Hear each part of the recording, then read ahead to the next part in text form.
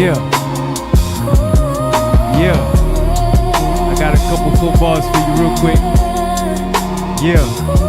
Nah, I ain't got that. Hey, bring us in, but keep the beat playing. Keep the beat playing. Yeah. That's some fire right there, boy. Come on. They got the feel for the prepping. They got the. Yeah. They got the feel for it. Praises. All praises. All Yes, praises. sir. All praises. Yeah, man. Yeah, man. Hey, before I do anything else, let me just introduce. My name's Officer Abraham. To my right. Officer Menahem. To my left. Officer Hart. And far left. Soldier Wanathan. Hey. You see, to my left, you got not Yawanathan, not Giggity, but Yahorm. Yes, sir. He hadn't been here in like 10 years. It's been a minute. The last time he was here, we was confused on what color we should pick out for Armor of God. Bruh. Yeah, he finally here. All praises. All praises. Woohoo! To the Most High. All right, anyways. All praises. Hey, listen. Today's show is to my fellow preppers. Hey, thumbnail, please. There we are. My fellow preppers, survival of the fittest. Right. Survival of the fittest. Hey. Yes, sir. Yes, sir. Hey, so bring it back to me. So now, a lot of stuff going on in the world, a lot of information need to get tossed out. So I'm going to choose, really, honestly, the idea didn't even dawn on me until pointed to my right. The idea didn't come on to me until me and this brother right here, Officer All Many praises. Hands, All praises. Hey. has spoke, and now we're going to roll it out. So with that being said, we have a lot to talk about, and we can talk about this for days, but we only got a certain amount of time, so let's dig in. Ephesians, please. The book of Ephesians, chapter 6 and verse 11.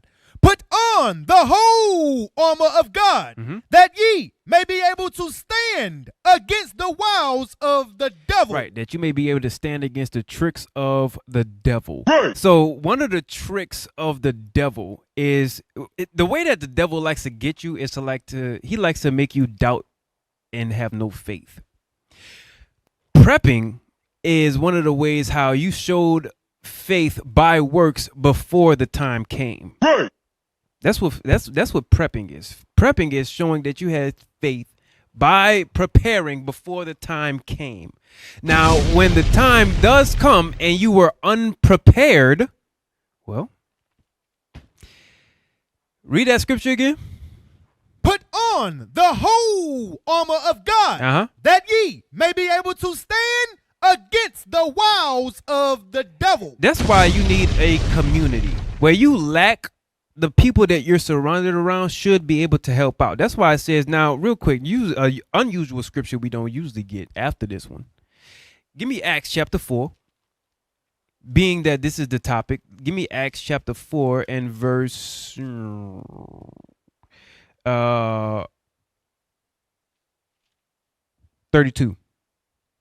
The book of Acts, chapter 4 and verse 32. Come on. And the multitude of them that believed were of one heart. They were of one heart. And of one soul. And of one soul. Go ahead. Neither said any of them that aught of the things which he possessed was his own. Right. He didn't say of the things that they had by themselves. They didn't say, this is not just mine. Go ahead. But they had all things in common. They had all things common. So meaning they probably have a whole bunch in store, right? But all of the stuff that they have in store, by the time that the next wave of, the birthing pains, at the birthing pains space out, they're probably going to be people that need others' help.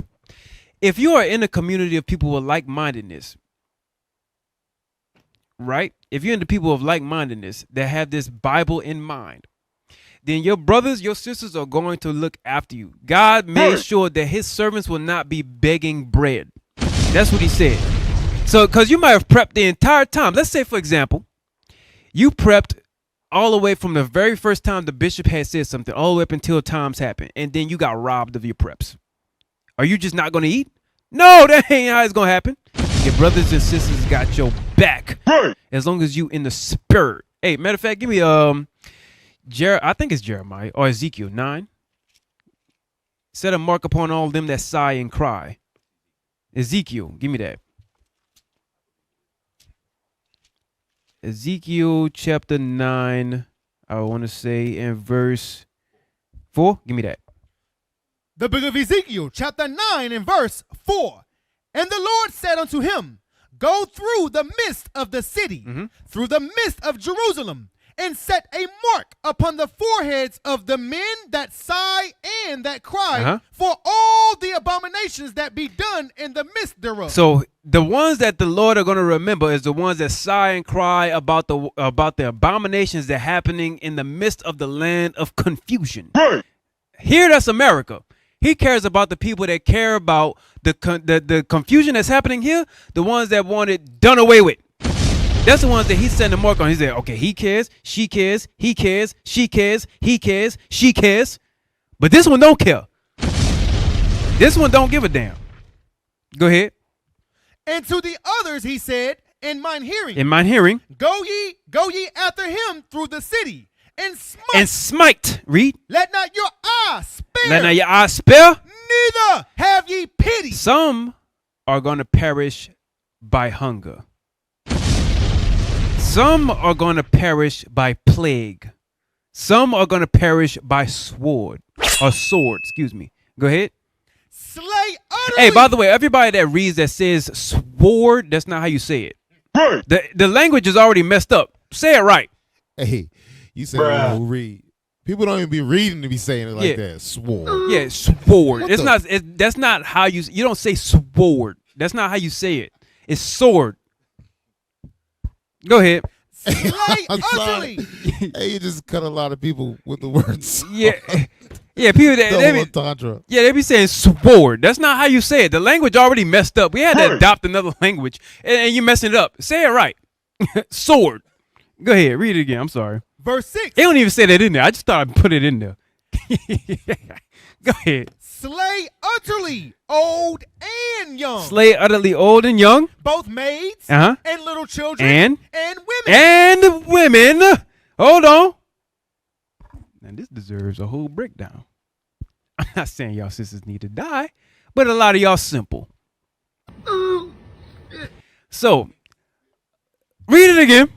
Slay utterly old and young. Old and young. Both maids Maids. and little children. And little children. And women. You simple-brained scallywags. Hey, matter of fact, hey, give me the definition of the word scallywag. S-C-A-L-L-Y, then wag, W-A-G. Yeah, get some. S-C-A-L-L-Y-W-A-G.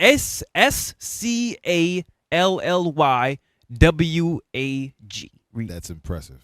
Go ahead. That you know how to spell it. That's very impressive. I looked it up. Hey, get Lamentations 4 in verse 9.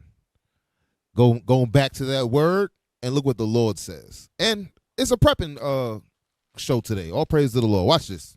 the book of Lamentations, chapter 4 and verse 9. Come on. They that be slain with the sword are better than they that be slain with hunger. You hear that? The Lord said it's better for you to die by the sword than for you to die by hunger. That means you should already be prepared, not only spiritually, but you need to have something stored away.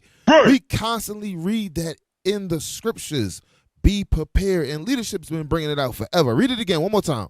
They that be slain with the sword are better than they that be slain with hunger. Watch this. For these pine away, stricken through for want of fruits of the field. It said these pine away. That's a different kind of death to die from hunger. That's pain on top of pain, but the sword, quick, you out of there. Yeah. Hey, you need to be knowledgeable about what kinds of foods you need to eat at what times and when. Like, for example, I'll tell you this. You need to be able to have your preps, but then also be ready to use them as well. Like, for example, I had used some of my beans, for example, right? You need to be able to not just be like, okay, beans and rice. Let's say you got a lot of beans and rice. That's good. At least you got something. A lot of people don't have nothing. But how are you going to be able to use those beans? Well, you shouldn't only use the beans to just have beans and rice. That's retarded. Use the beans as somewhat of a ground meat. Right? Mash the beans up, put some seasoning on it, and then now not only do you have regular beans and rice, that's already a dish you know about. Now you can mash it up, and then you can make a bean burger. Now you can make bean meatballs. Now you can make bean whatever. Whatever you would use ground meat for, you can use that same thing with beans. There's a whole entourage of different entrees that you can have with that. Now you have a whole nother thing with that.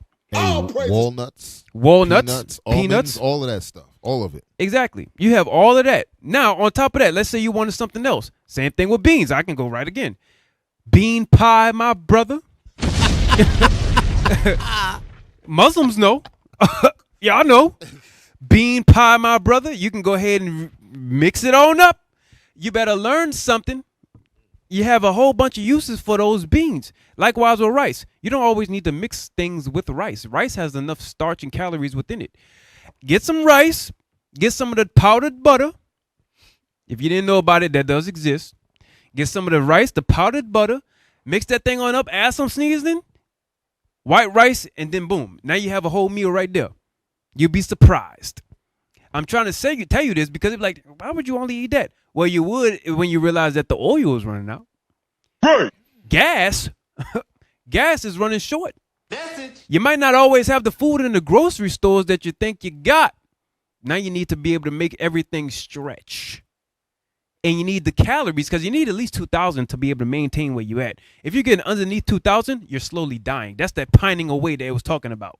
If you're getting underneath the calories that you need to eat a day, you're starting to slowly die. You're going to learn today. That's what it's talking about. Hey, now it said in women in that Ezekiel 94. Scallywag. Hold on. Scallywag. Read that. Scallywag. A person who behaves badly, but in an amusingly mischievous rather than harmful way. So they act badly in a mischievous. You read it again? A person who behaves badly. They behave badly. They some Negroes. Go ahead. But in an amusingly. So they act badly, but it's funny, right? In a funny way. Go ahead. Mischievous way. Rather than what? Rather than harmful way. Rather than harmful. So you're acting badly, but not in a way to where it can hurt somebody. So you always like to be the one to do pranks, talk, do all that other stuff to where other people might find it funny. A lot of brothers and sisters act like scallywags. Nappy-headed scallywags. That was something that I heard when I was growing up. My grandparents used to say stuff like that. That's a very uncommon term today. Okay? My grandparents said that. Scallywags. But read that Ezekiel 94 again. The book of Ezekiel, chapter 9 and verse 4. Uh-huh. And the Lord said unto him, go through the midst of the city, through the midst of Jerusalem, and set a mark. America is spiritual Jerusalem. If you catch it, then you did. Go ahead. And set a mark upon the foreheads of the men that sigh and that cry for all the abominations that be done in the midst of thereof. Go ahead. And to the others he said in mine hearing, go ye after him through the city and smite. And smite. Let not your eye spare, neither have ye pity. Now have pity. Go ahead. He's talking to the angels. Go ahead. Slay utterly old and young. And? Both maids. And little children. Those of y'all who have your kids as your God. And women. Who usually has their kid as their God? The sisters. Now you brothers that have your kids as your God, you retarded. Weak. Soft. Like shaman. Hey, give me Isaiah. No, read on. 32 and 9. Go ahead. Rise up, ye women that are at ease. Rise up, you sisters that think everything is easy. Go ahead. Hear my voice. Hear God's voice. Read. Ye careless daughters. Go ahead. Give ear unto my speech. Give ear to this book. Read. Many days and years shall ye be troubled. Many days and years. Listen, pause.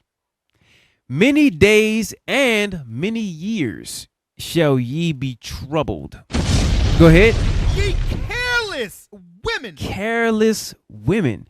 You know, a careless woman fails to have vision.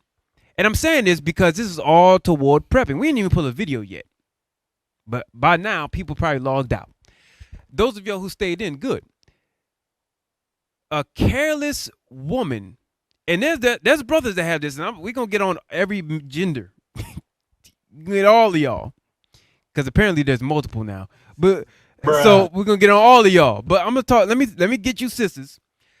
A careless woman fails to have vision. And it be small stuff too. Be small stuff. You have kids, you're married, you have kids. You are the type, when you make a meal, you use everything in the cabinet and the fridge to make one meal. You simpleton. You brainless sister. You're using everything in the cabinets, the refrigerator, and everything else to make one meal. You are no good for persecution, for famine. You are unprepared to know how to make very little. Let me say it again. You are very unprepared to make a lot with a little. Let me say it like that. Unprepared. You're making a whole bunch of stuff. Now, I'm not saying that you can't make an illustrious dinner every once in a while. Go ahead, do your thing. But if you wasting, let's say you got a whole bunch of groceries. Groceries are expensive nowadays. And you use a bunch just to make one, and now your groceries are short because you made one meal out of all of what y'all bought. You simple. You don't think. You don't have innovation. You're not using your imagination on how to actually move. You're not doing none of that. You're just thinking about right now. And that's all based off of how you made that one meal. Hey, officer. Simpleton. You know, most times when women, they go out and shop, they do what they call bird picking. Yeah. Right? They pick up one Pigeon can shopping. of beans or whatever for the house for that 1 week. Yeah. Not knowing that, okay, you get that one can of beans, get more. Yeah. So when the famine does come, you're already prepared. You got enough that's in your house. Right, exactly. No, they want to get one can. One can. One bag or whatever. One bag. Hey, the Bible speaks about it. That's why you gotta love the word of God. Yeah, Get Proverbs. All you sisters who want to be Proverbs 31. We hear that all the time from sisters in the world, sisters in the truth. I'm a Proverbs 31. I'm a Proverb. The Lord said, "You're a ruby, a rare find." Watch this, 31 and start at verse 15. The book of Proverbs, chapter 31 and verse 15. Let's see if you live up to Proverbs 31. Come on. She riseth also while it is yet night. That means she's up before the light of day. Oh, hold on. Early. Finish your breakdown. Hold on now. Hold on. Now let me say something. Now, yeah. Let me say Come something. on. officer. Now, I'm gonna be honest. Read that thing out. To my wife, you messed up with this one. I'm gonna be real with you, and I know a lot of brothers' wives, y'all have issues with this too. But I'm gonna just speak on mine. It is what it is. Shame on you. You're on TV now. gonna learn today. Hey, many a time I told this sister, get up, make a habit of getting up early so that way you can have X, Y, and Z done. That's it.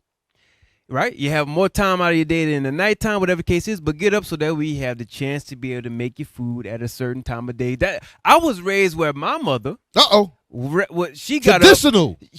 up. Breakfast was made by at least 7. By the time I woke up, she was already making lunch or dinner. Lord. I'm just saying, the new generation loves to have this long sleep, complaining, I don't have enough time, always want to just whine about every bit of thing. Shut up. Rise up, ye women that are at ease. Because look, a lot of the prepping, and I heard it again, I'm a reference. Bishop, when he was starting to bring this out, a lot of what I remember, those classes, he was like, hey, I had to tell my wife, this is what Bishop said, I had to tell her, stop pigeon shopping. Right. Like what you was talking about, you home. Stop pigeon shopping. Stop doing this. Stop doing that. Stop. A lot of the prepping, brothers, you need to get right. But I always hear an issue when it's trying to get the women on board. When I ask brothers, it's always trying to get the women on board. You single sisters, I think, have somewhat, not all the way, because you definitely don't. I asked a couple of y'all, and y'all need help too now, right? But you married women, shame on you, because you have somebody there, and you still are just being simple. A lot of you, you need to make sure you get in the routine and the habit of the times that we are in. If you're not, then are you really here? Go ahead, finish your scripture. I'm sorry. Hey, you in the spirit, officer. Proverbs 31 should be a spiritual checklist for you sisters. You should be reading this and go, I need to work on this. I need to work on this. As a matter of fact, read verse 10 first. Watch this. The book of Proverbs, chapter 31 and verse 10. Come on. Who can find a virtuous woman? Oh, what? Who can find a virtuous woman? Hey, if I'm not mistaken, this is the pretty wise. This is words of read verse 1. I'm sorry. Let's go. Verse 1. Uh-huh. The words of King Lemuel, the prophecy that his mother taught him. So this is the wisest man at the time. His mother taught him about other women. Because that's one of the problems. They think we're being, how you say, misogynist? That's what they think. They think we're being misogynist. But a woman said what? Read verse 10. Verse 10. Who can find a virtuous woman? A woman is saying, you sisters ain't right. Read. For her price is far above ruby. When you find it, she's a rare ruby. A rare ruby. Now, verse 15. Verse 15. Come on. She riseth also while it is yet night. Early, before the sunrise. Come on. And giveth meat to her household. She does what? And giveth meat to her household. Oh, so that's what you were just mentioning. It should be cooked early. Read. And a portion to her maidens. Come on. She considereth a field. Wait. And buyeth it. Hold on. She considers a field. Where does consideration take place? In your mind. That's right. Meaning you should already be meditating on it. Someone who considers a field ain't looking at a handful of beans. Because you can have an entire field of beans. That goes into gardening. That goes into all types of different things. The prepping, how you shop. You don't have to get the one can. You can get the case. Right. And most of these sisters, if I'm not mistaken, you sit at home. So the money is already being provided by your Lord. Right. It's just a simple question. Can I get this? But when you don't ask, you don't budget it right, you run into no consideration of the field. Read it again. Right. She considereth a field and buyeth it. Come on. With the fruit of her hands, she planteth a vineyard. You see that? You got to also get out there and do the work. Proverbs 31. These sisters don't. They just want to sit back and relax. Hey, a big part of that, if you already made a habit of showing that you really are untrustworthy with money, you ain't going to get much from your husband. Right. If you show the habit that you really don't know what it is that you're going to purchase from, let's say, the grocery store, and every time you get something from the grocery store, it's almost never anything for prep, but always something for now, you've shown that you are a consumer, not a preparer. That's what it's shown. You are. I don't give a damn how smart you are. I don't care how wise you feel like your words are or what ways you think you can explain. You really aren't on the level of thinking like a preparer the way that you should be. You sleep. Hey, listen. I'm going to tell you, if all of these messages came out and you still think that backwards ass way, you like a Christian. Because you could tell a Christian a whole bunch of things, a whole bunch of scriptures, a whole bunch of all of that, and they still want to go back to I'm going to do it my way. You a Christian. Also, man, the problem with sisters these days is like they don't have no vision. The vision that they're getting is the vision that they see on TV from these rappers, these movie stars. That's the life that they obtain to have. They're not worried or focused on I need to prepare because they don't see the things coming. If I could get a script real quick, Proverbs 29 verse 18, right? As a nation of people, we must have vision in order to prepare ourselves for the things to come. Read that. The book of Proverbs, chapter 29 and verse 18. Read. Where there is no vision, the people perish. So the Bible says it itself. You must have vision. Right. All right? You must have vision or else you're going to perish here in this land when famine comes. Our mind must be attentive to the things that we see going on around the world. So that means our women, we must go out and shop and prepare our households. Bring the food in, right? Don't bring one can of food in. I tell my wife that all the time. I said, what sense does it make to buy a little? Get a lot. That's why I put money in the account. Like, what are we doing?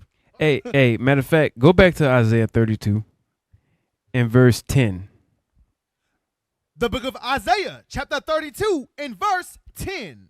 Many days and years shall ye be troubled, ye careless women. Read. for the vintage shall fail. So the vintage shall fail. It's going. What you think you comfortable with now is gonna fail. Go ahead. The gathering shall not come. The gathering shall not come. What you was able to just go out and get, you ain't gonna have it no more. Read. Tremble, ye women. Tremble, ye women that are at ease. that are taking everything easy. Read. Be troubled. Be troubled. Ye careless ones. Careless.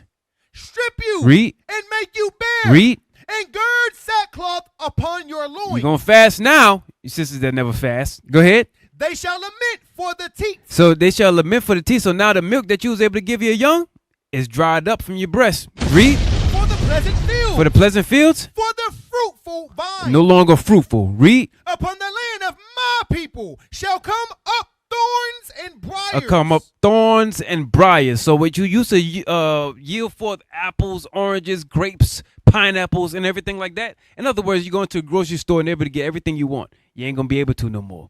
Whether it's because it's not in there or it's priced so high, like the Great Depression, you weren't able to get it. Go ahead.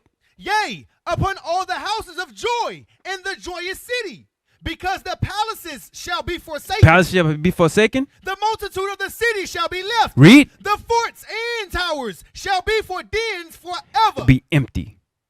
Read. A joy of wild asses, a pasture of flocks, until the Spirit be poured upon us from on high. That's when. Read it. And the wilderness be a fruitful field. And the wilderness be a fruitful field. And the fruitful field be counted for a forest. Go to Ecclesiastes.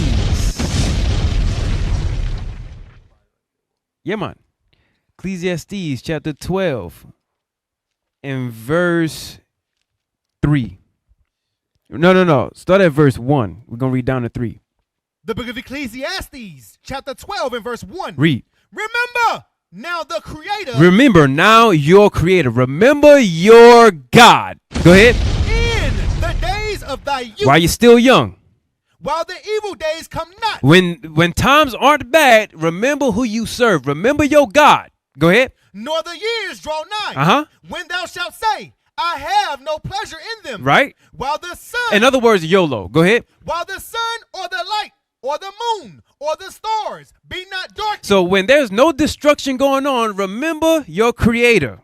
Go ahead. Nor the clouds return after the rain. Why? Go ahead. In the day when the keepers of the house shall tremble. When the people who actually own these businesses start to get scared, go ahead. And the strong men shall bow themselves. And the people who protect you wind up getting scared also. And the grinders cease. And the people that now work to be able to farm to put the food in the grocery stores, they stop. Go ahead. Because they are few. Because there are few now. And those that look out the windows be dark. And everybody that's now looking out on the streets are scared to be able to put their hands to the plow. He said, remember your God before everything stops. Right. Rise up, ye women that are at ease, and you brothers that are lazy as hell. Rise up. Prepare yourselves. Go ahead, verse 4. Verse 4. And the doors shall be shut in the street. The doors you was able to go into to be able to get what you need, shut, closed, indefinitely. Go ahead. When the sound of the grinding is low. When you no longer hear the grinding, you know how when you wake up in the morning, you start to hear the trucks passing on the interstate. You start to hear the grinding. You start to hear the leaf blowers. You start to hear the people moving all over on the rooftops, doing everything. You start to hear all that. When the grinding now becomes low, it gets quiet. Go ahead. And he shall rise up at the voice of the bird. Read. And all So now it says, shall rise up at the voice of the bird. You rising up early in the morning. You know, you hear the birds early in the morning chirp. Wind up being one of y'all alarm clocks. You hear that bird chirp, you know it's time to get up. But now you're starting to hear a little less. Go ahead.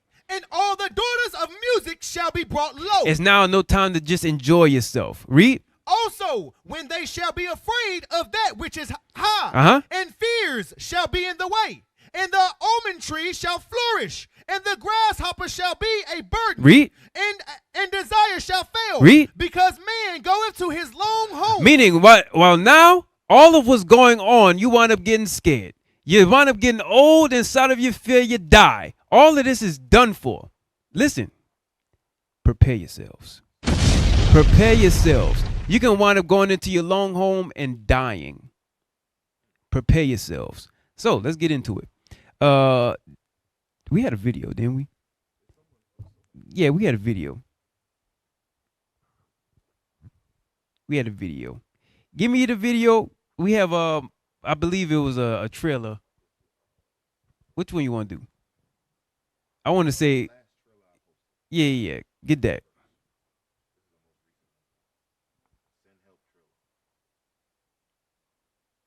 Hey, by the way, in Ecclesiastes 12:5, when it mentioned the almond tree shall flourish, it's talking about like how when the almond tree flourishes, the almond tree starts to turn white when it flourishes. So your hairs turn white, and when the grasshopper shall be a burden, it's talking about lethargy. So, in other words, but go ahead.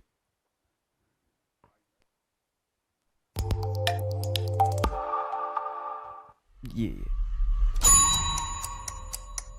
I'm going to be frank. This is a with you. trailer, YouTube. You are smart. I know that you are great with numbers, but I just don't think you got it. As an executive, I see no value in you. Does that make sense? I'm sorry, what? You know we have the Bangkok merger coming up. Prove me wrong. Oh, Linda, before you go, I forgot to mention I've received a few complaints about you. Complaint? Oh boy. Noxious odors. Oh, God. You stink.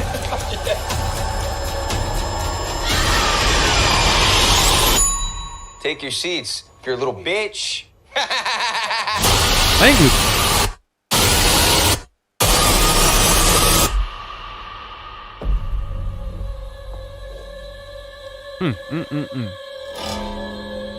Well, now you by yourself. Hey, pause real Yeah, quick. come on. Yeah, He hey. said, Yo, listen. That's a legitimately scary situation. You know why? Hey, cause make it full screen, but just still picture in picture. You know why that's a scary situation? Because once you probably got knocked out once you fell out of the plane and then landed on the island. You probably didn't really know where you was at. But when you wake up and you realize you're on the island, what makes it scary isn't the fact that you're there. It's the fact that eventually it's going to get dark.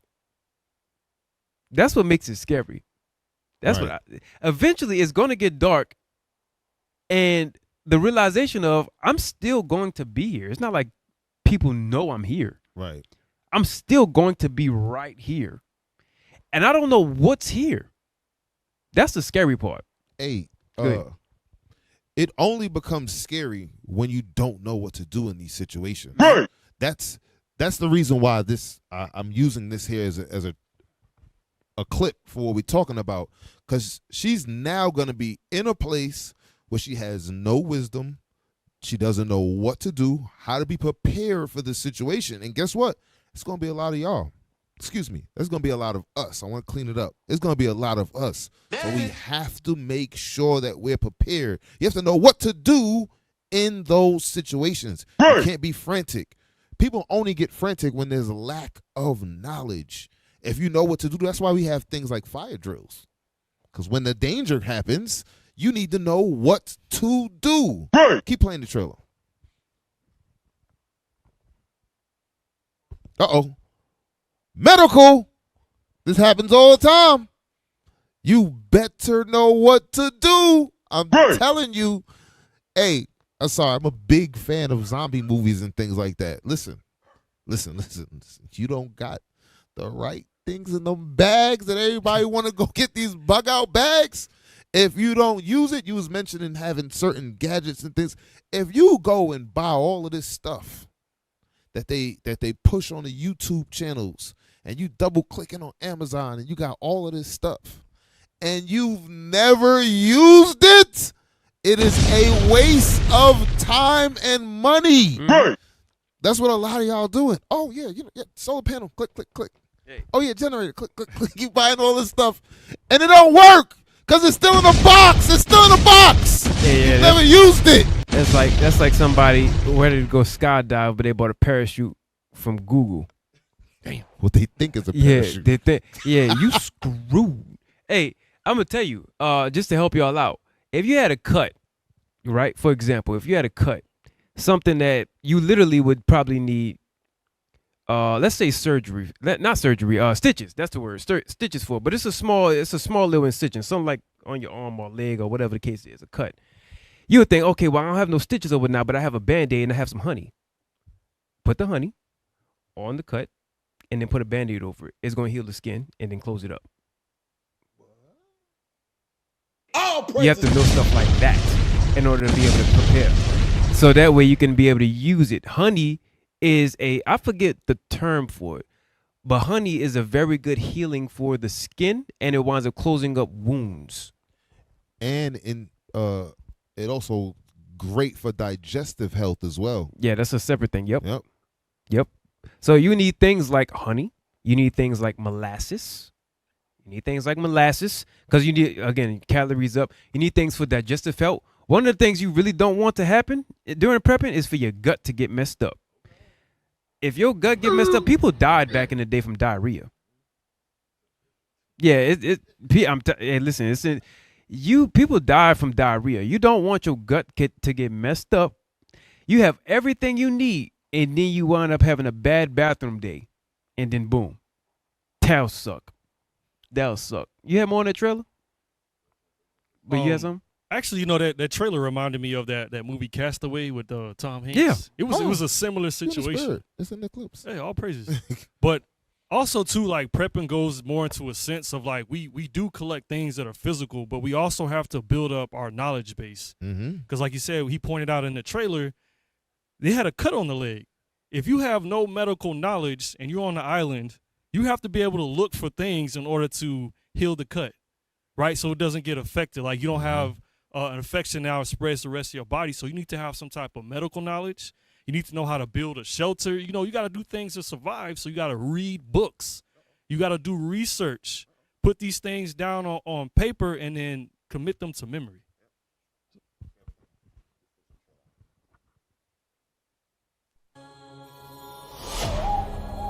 Look who's joined the land of the living.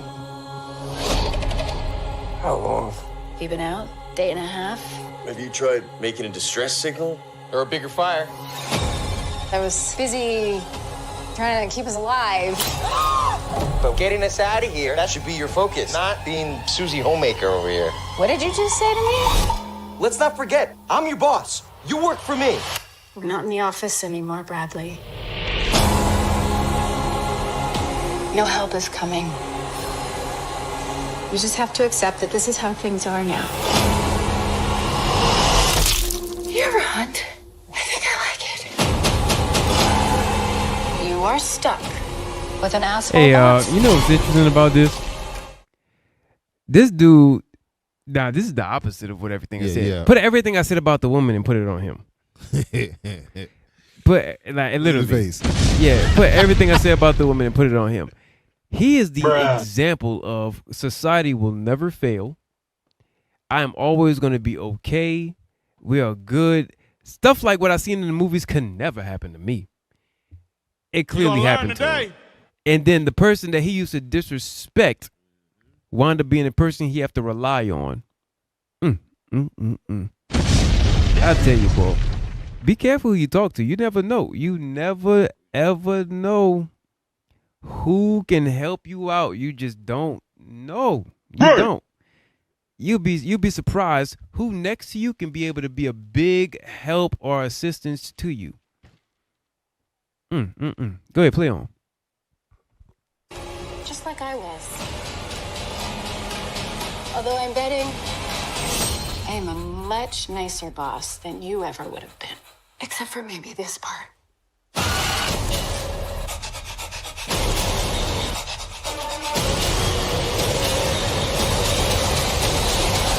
I don't think we should ever leave.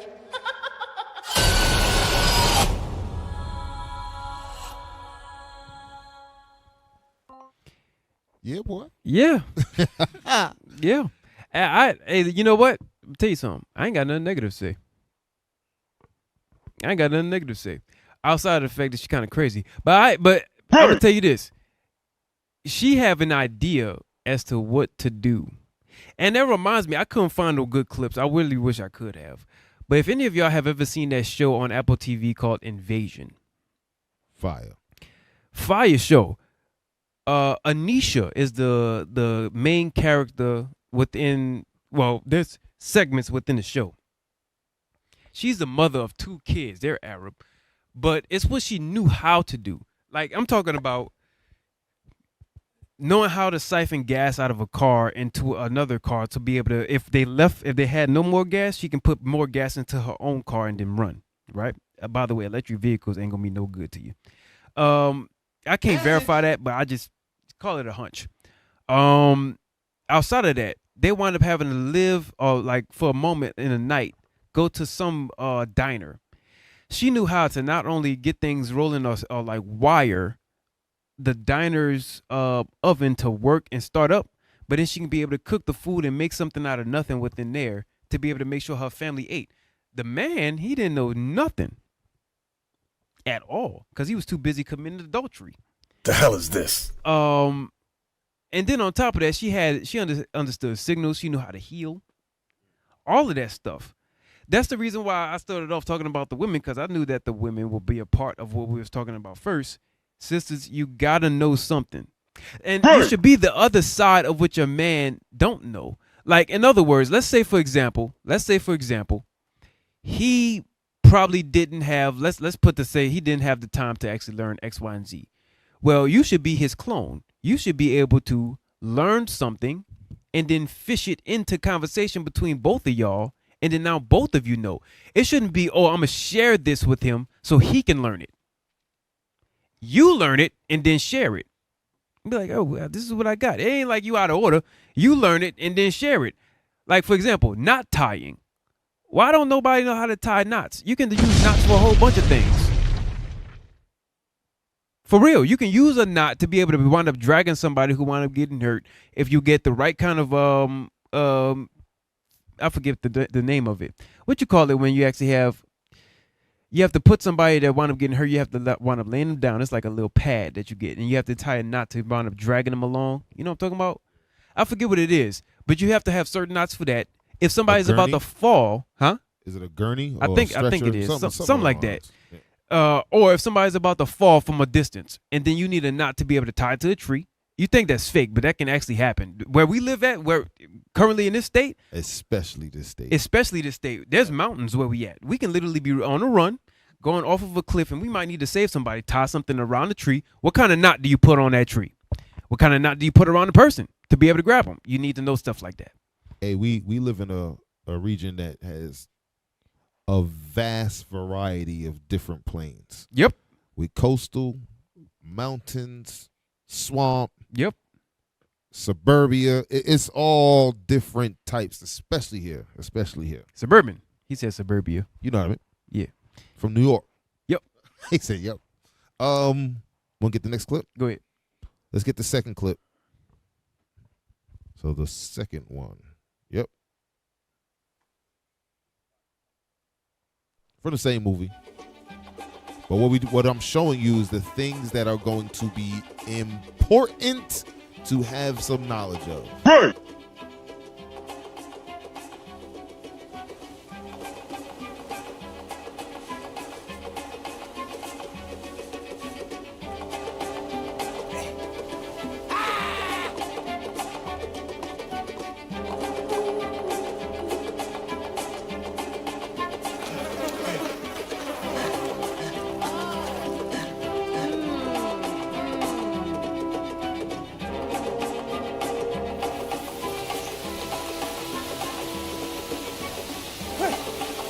Listen. The elements in these times is going to be your worst enemy if you're not properly prepared. I'm telling you now.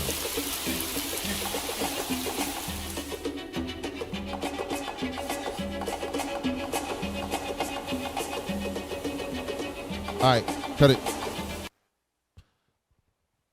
There's so much to grab from that. What's that? Is it Jeremiah 29:5? Yeah, get that. Yep. Let me show you. I think that's what I want, officer. Yeah, that's build your houses. Yep, that's what I want.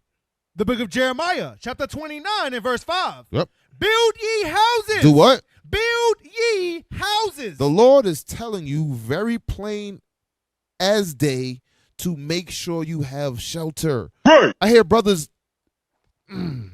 One of the things that grinds my gears, officer, you know, we talk about this all the time. Bug out bag, bug out bag, Bug out bag. Where you going, bro? Bugging out to where? Where are you going? I'm telling you, I watch a lot of people buy a lot of things because it's trending in the prepping world. Hey. Where are you going? Do you really need to go? When it says, read it again. Build ye houses. The only reason, let me take it to another level. Your house should be, or your home, your apartment, wherever you stay, should be your priority. You should be able to lock in first before there's ever a need to bug out. You only leave when you can no longer stay. Read it again. Build ye houses. That means it needs to be fortified. That means what all the things you've prepped need to be in place. Fire drills, exit plans. That's how you build your house. You must be able to be protected from the elements, whether it's rain, whether the temperature, whatever it is.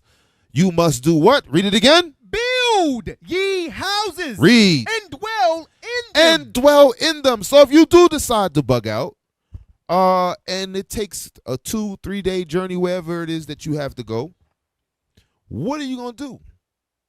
Do you have a tent? Do you have a tarp?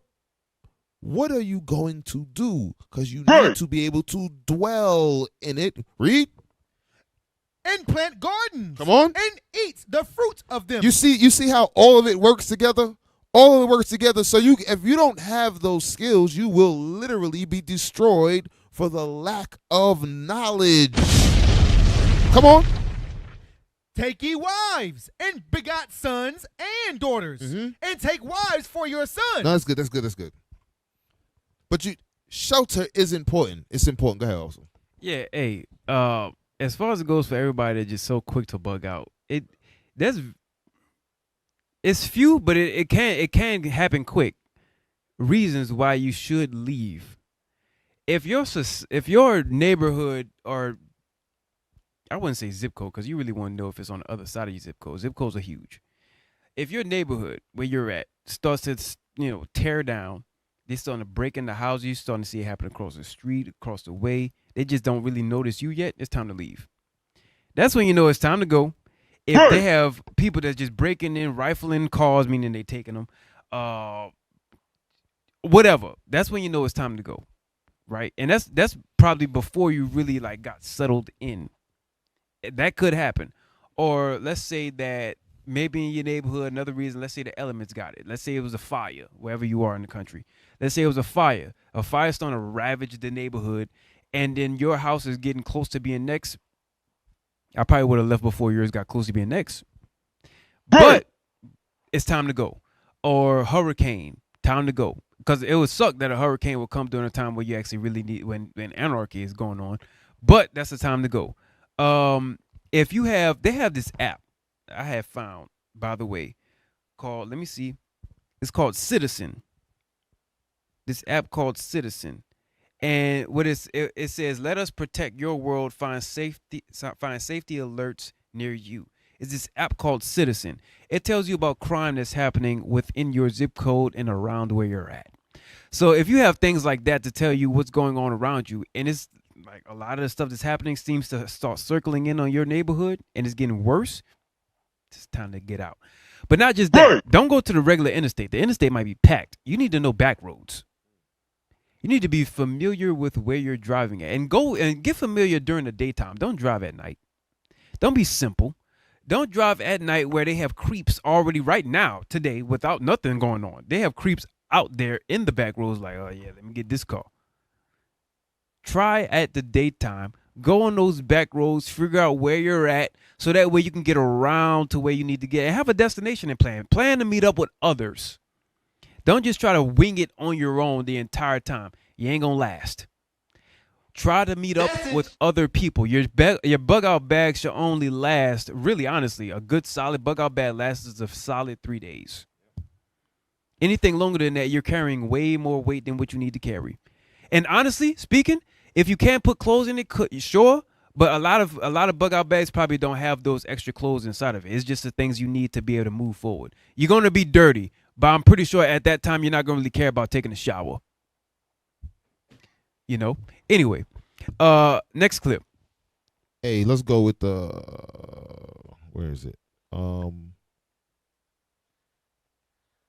The only 5 tools you need. Play that one. Yeah, officer, whenever you.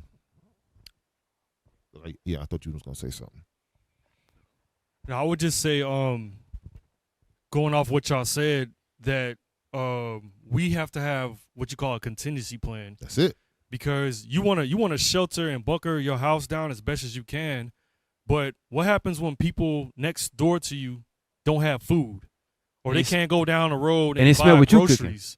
They're gonna come and get your stuff. Yeah, they smell what you cooking. Right. So the contingency plan is, if my house gets overran, I gotta take my family somewhere else, and that bug out bag is only gonna get you across wherever you need to go as far as that journey lasts. You're not gonna be able to pack your whole house on your back and then make it to wherever you're trying to go.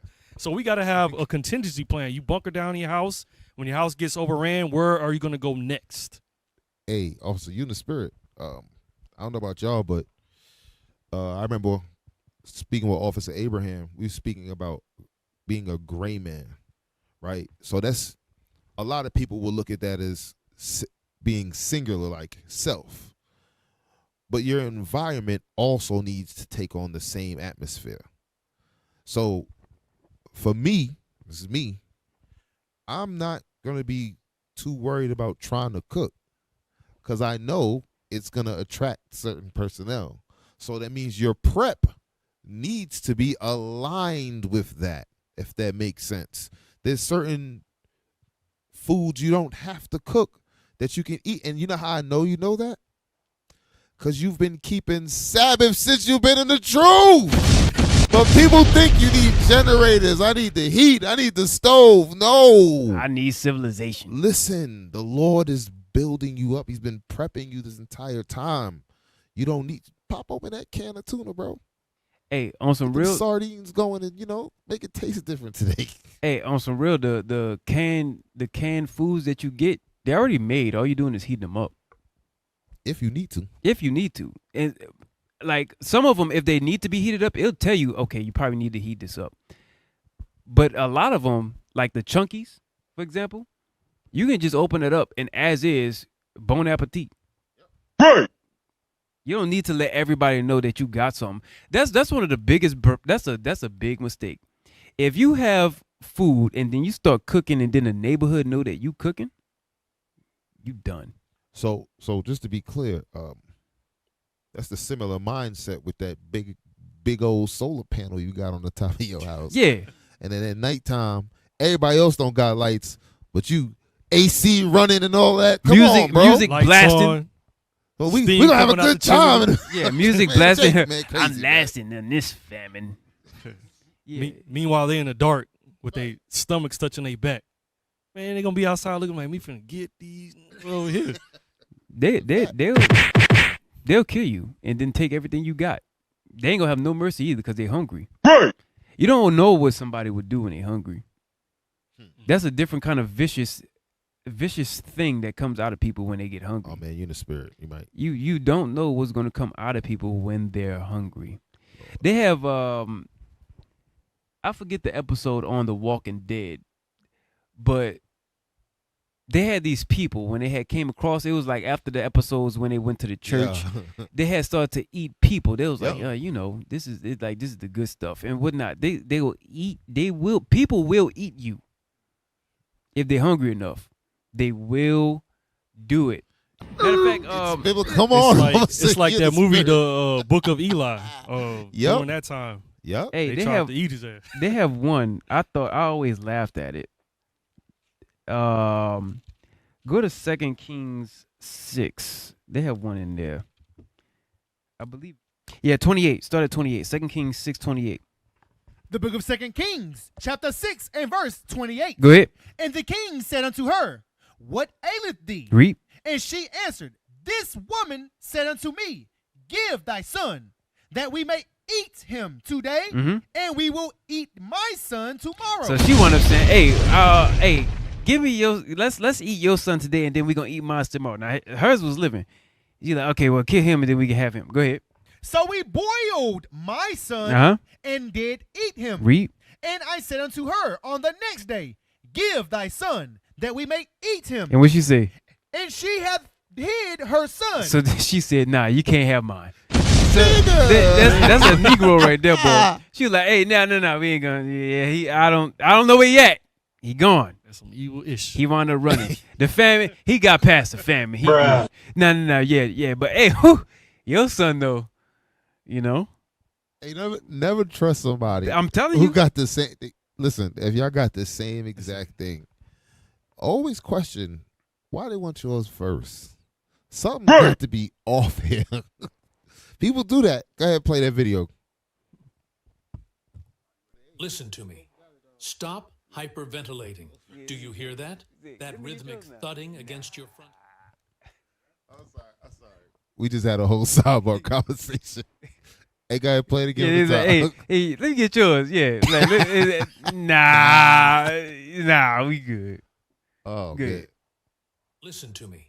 Stop hyperventilating. Do you hear that? That rhythmic thudding against your front door? That is your neighbor, Dave, the accountant. Bugged out. The one who usually waves when he mows his lawn.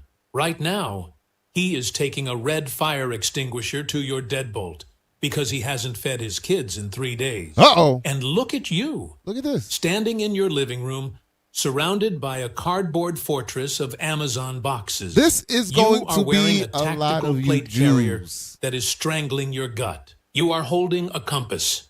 You are inside your house. You idiot. You Pause don't it. need to find north. This goes to what I was mentioning concerning these bug out bags. You know, it's a reason why leadership pushed the bug out bag first. It's easier to acquire. It's less things to prep. And just in case you do need to go, you'll have what you need. The reason that's first because it takes a lot more to prep your home. But leadership has been talking about it for years. But you in the house holding a compass with no direction and nowhere to go. Go ahead. You need to find a reason why you aren't dead yet. 72 hours. That's all it took. The lights flickered and died. The water pipes gargled their last drop of brown sludge. And civilization evaporated. You spent 5 years and your entire savings account preparing for this moment. You bought every gadget the internet told you to buy. You have tactical flashlights that blink SOS. You have a solar charger that takes a week to charge a phone that has no signal. You have gear acquisition syndrome. I'm sorry. Who's the SOS for? I don't know. Probably gonna be for somebody coming to take your stuff. I saw it on YouTube. I saw somebody talking about it, saying that I need it, so I got it. Hey, there's a spirit behind that though. Get Limitations 417. Because you're looking for, I don't know, we crazy, man. So we bugged out, man. Your spirit ain't even right. You doing an SOS flashlight. What's going on? Hey, they moved that consumer field over to the prepping community. There you go. That's it. That's what they doing. Moving that consumer field. Hey, I know you're gonna get a scripture, but I'm gonna say this. For those of y'all who have a lot of kids, you could probably get by a lot better by having a lot of you still should have things, obviously, right? But you really need to make sure you're sharp in the mind. You need to be sharp right here in the mind rather than having a whole bunch of stuff that all of your family members just not going to be able to carry. Right. Because all your family members might not be able to carry all of the stuff that you got. Like, to be honest, unless all of them are of somewhat of like some kind of age to where they can carry a solid size backpack and then move. If they're not, which odds are probably a lot of them aren't, you need to make sure that you sharpen the mind to be able to innovate, move, create, bounce. Be with somebody else. move with others and be around a community. That's the only way. Hey, I'm gonna tell you who you can learn a lot from. Our foreparents, tribe of Gad. Shout out to Gad. During the Great Depression, the reason why they wanted to make sure that they really moved a lot of them and messed them up, when a country was going through crap, Gad was living good. When the country was living, matter of fact, they have a conference. If y'all could find it, if y'all could find this meeting, John McCain was one of the ones who was sitting down at this conference, and then they had an Indian that was talking about how they survived and lived well during the times of the Great Depression. He actually said it. It was like in a White House meeting. So, anyways, you had a scripture. Go ahead. Yeah, get that. Lamentations. The book of Lamentations, chapter 4 and verse 17. This is what an SOS flashlight gonna do for you. As for us, Uh-huh. our eyes have yet failed for our vain help. Because who are you calling for? You got to remember, the time that this is going to happen is Jacob's trouble. They're going to be the ones persecuting you. Read it again. As for us, our eyes have yet failed for our vain help. Read. In our watching, we have watched for a nation that could not save You us. see that? They are not here to help. SOS. That sounds crazy. You're getting this fancy flashlight looking for help from the same people that you prepping for. This is madness. Watch this. Read on. They hunt our steps. They do what? They hunt our steps. So your flashlight was a warning signal to say, come get me. I am here. Man, we crazy. Hey, I got a lot. Yeah, I got everything you need. Come on. They hunt our steps. Read. That we cannot go in our streets. You see that? But you're trying to bug out. Bug out to go where? Listen, all of this needs to be properly planned. Hey, Properly planned. People think about bugging out, going off the sides of the interstate where the wilderness at. I'm like, what you gonna do over there? The point of every show that you watch, Lord. every show, every bit of examples that you got about when somebody needed to leave, they went somewhere. Even let's say they didn't have somewhere to necessarily go, they had some kind of idea to meet up with others. Yep. You have to have a community that you deal with. If you don't have other people, think about The Walking Dead. When Rick and the crew was just aimlessly wandering, I honestly think it was after season 2 ended, toward the beginning of season 3. They wound up having the result to dog food that they found. Hey, Yep. if y'all can find, that clip that I want is one thing. If y'all could find the beginning of season 3, when it was like rummaging through houses, Walking Dead season 3 opening. Walking Dead season 3, I think that's what it. I believe that's the one. Because season 2 is when they just left the farmhouse, and the zombies had came and then destroyed the farm. I believe season 3 is when they started to walk aimlessly throughout the interstate. They was getting hungry. They was thirsty. It was hot. All of that. Also too, about the communities that we need to have. If you've ever watched any type of prepper channel, right, where people are preparing, everybody has a significant role within that community. Yep. Everybody's doing the thing that's going to be able to provide or help or assist others. Somebody learns medical. Somebody learns how to live off the land just eating plants. Somebody knows how to hunt. Those things also got to come together in order for that community to thrive. We can't all come together and we all collecting the same thing. Well, anybody got medical supplies?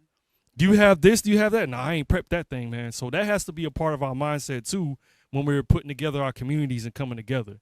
All right, talk to people, have a plan, and put things to purpose so we could be successful.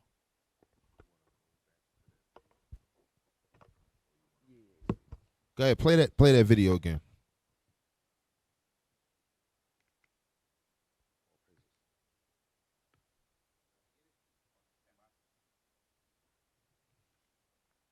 You can play from the flashlight. Yep, perfect right there. Charge a phone that has no signal. You have gear I'm not gonna acquisition cut. Just let syndrome. it play so you can go. You didn't buy survival. You bought a coffin. Drop the gear, all of it. That serrated Rambo knife strapped to your thigh, throw it away. It's useless. It is a phallic compensator for men who are afraid of the dark. Try digging a splinter out of your infected thumb with a 12-inch blade. Go ahead. You will amputate your own hand before the sepsis gets you. And that $500 ceramic water filter? Smash it. It's a straw for suicidal yuppies. One drop of actual muddy survival water, and it clogs. Lose that tiny rubber O-ring in the dark? Congratulations. You are now drinking cholera through a fancy plastic tube. Take off the military backpack. Look at all those straps, those loops. That is Molly webbing. Do you know what that stands for? It stands for, I have supplies. Please murder me first. It weighs 5 kilos when it's empty. Gravity is a law you cannot bribe. You are heavy. You are slow. You are a loot drop waiting to happen. Survival is not sexy. It smells like rust, unwashed bodies, and wet dog. It tastes like copper pennies. Hey, you see the part where it said it smells like unwashed bodies? That goes back to the point to where I made. You might or may not have clothes in your bag. Right. You just need to carry what you need to get those, however many days, really 3, to your point, and that's it. Right. It is what it is. Don't pretend. Hey, listen. For some of you brothers, when y'all were younger, I know this happened to me. I'm some brothers be like, yeah, I washed every day. Maybe some of y'all did. I don't know. I know. Hey, listen, I didn't. I had to grow into that habit. I had to grow into the habit of washing every day. They had sometimes I went out, played basketball, came back inside, went to sleep, went to school, came back and played basketball the next day. I did that. I don't know. I did that. I had to grow into the habit of washing no every sound day. Effect, bro. I'm What's going on? I definitely did that. I had to grow into the habit as I got into manhood to wind up washing every day. What did you say? Yeah. I had to grow into that habit of washing every day. I'm saying that to say, because they have somebody that be like, yeah, but they won't say anything. I'm saying that to say, hey, it is not a strange thing, right? If you have to go 3 days or whatever without washing your body so you can make it to a safe destination, either if it's just you or your family. Right. You are okay. That's my point. You are okay. It's those subtle uncomfortabilities is what's going to make this a struggle for you. Yeah. Those things that like AC and fan, that's the stuff people don't understand, man. That's what you're really prepping. You're prepping for comfortability. You need to be prepping for survival. You don't need what they tell you need. Hey, matter of fact, I'm gonna tell you something that here's a good prep. Water, right? I'm gonna tell you this, water. You might not have all of the money to be able to get cases of water, cases upon cases, but you do pay a water bill, right? Get your water that you have running right out of your faucet, put that in a very big jug, cleanse that jug, and now you have water for your prep. Move that to the side. Now you get another jug. You still have water that you're paying for, right? Get another big jug. Put water in that jug, cleanse that water, put that one aside. Now you got 2 big jugs. Get another jug. You just keep doing, because you're already paying for it. At best, the water bill that you're paying is a hell of a lot less than cases upon cases upon cases. Right. Hey. And especially now, you're paying a lot of money for gas, groceries. Hey, you can get by your water bill giving you the water you need for prep, because guarantee you, the water that's coming from the tap might not be all that, but a little bit of sanctification inside that water. It's potable. Hey, listen, you're gonna be straight if you take care of that water because you bathe in it. Right. It's fine. Listen, you bathe in it, you can clean that water up, and it ain't gonna take much for you to clean it. I promise you. There's filters that you can get from Pure. I forget the name. The name of the other one. It's over the B. I forget the name of these purifications these ones that's at Target, Walmart. Brita. Yeah, Brita. You get some of these purifiers can take some of those impurities out of the water that you drink, and is literally the exact same as the one inside your bottle. Probably the one in your bottle is poo water. Yep. Little do you know, you drinking poo water from the bottle. Meanwhile, the water that came from your tap, if you purify it, might be better than the water that's inside your bottle. Being real with you, I'm just saying. They put it out there. They said, didn't Bill Gates actually tell the people that, hey, he just a whole bunch of poop came out as water? He said, oh, drunk it, clean water. You're going to learn today. Hey, just to add a quick nugget, make sure that jug or that jar, whatever you're using, it has to match certain chemical levels to be able to store water for a long time. So don't just go get you a 2-liter bottle. It's not going to cut it. It's not going to cut it. What'll happen in the process of time is that plastic will, how you say, if it's biodegradable, it will contaminate the water. It will that seep you have. into your water. It will. If y'all know, you might have got an old bottle of water and you drink it and you're like, man, this thing tastes like detergent. That's because you've had it too long. Those plastic bottles, they will expire. So make sure you have the proper thing to store the water. You can cleanse the water all you want, but what's holding it needs to be the right thing. So just do your research. And something to add with that, what's holding it will do that. What was I about to say? It just escaped me that quick. I don't know. It's gonna come back to me. Forget that I even said anything. Yeah, just finish the video. Tools that work when your hands are shaking so hard you can't sign your name. You need the physics of violence and the chemistry of desperation. You only need 5 things. Clear the table. 1, the crowbar, medium size, cast iron, ugly. We call this the universal skeleton key. Forget lock-picking sets. Subtlety died with the power grid. Give me a lever, and I will move the world. Or, more accurately, I will move Dave's face. You apply 10 pounds of force on the long end. Physics multiplies it to 1,000 pounds on the short end. Pop a door. Rip up floorboards for firewood. Cracking a rib cage. It never runs out of batteries. It does not need a manual. 2, the multi-tool. We do not advocate Leatherman, any violence Gerber, at all. I don't care. Hey, the cracking the rib cage part. Yeah, or cracking Dave's face. Hey, cracking Dave's face in the rib cage part. Wow. But if you need to protect yourself, by all means, go ahead. Get you a crowbar. Just make sure it has Hey, pliers. or you get some hot brass. Get a bullet, right? Get you a gun if you need to really protect yourself. Also, that's another way. But bullets do run out. Just say, go ahead. Is the cynical MacGyver. In this new world, you are the mechanic. You need to fix a jammed zipper, strip a wire, open a can of beans, or pull a rotten tooth out of your own gum line because the dentists are all gone. If you can't fix it, you don't own it. 3, the stainless steel pot. No Teflon. No non-stick coating that flakes off into your food. Just raw, beat-up steel. This is your stomach. 4, a 10-pack of BIC lighters. Oh, Stop man. it. Put down the magnesium fire starter. You are not a caveman.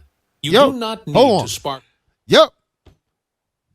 A 10-pack of big lighters. But not the big lighter. You hear me? All that stuff they used to say past 3 years, what's that caveman style trying to, man, cut it out. Make it easy on Reality, you're yourself. going to be like this. Click.